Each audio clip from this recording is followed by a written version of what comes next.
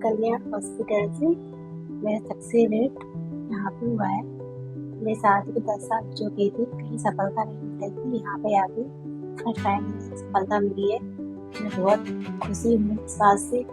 जिस किसी को संतान ना हो रही हो सकता है दुखी हूँ, वो यहाँ पे कल्याण हॉस्पिटल IVF सेंटर पे आइए और यहाँ का ट्रीटमेंट लीजिए।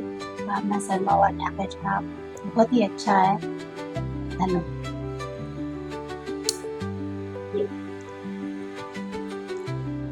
मेरी शादी को 10 साल हो चुके हैं और कोई बेबी नहीं हो रहा था। मुझे किसी ने IVF कल्याण हॉस्पिटल की सलाह दी है और एक मैडम भावना शर्मा जी ने मुझे राय बताई है और उससे मुझे सफलता मिली है। ठीक है।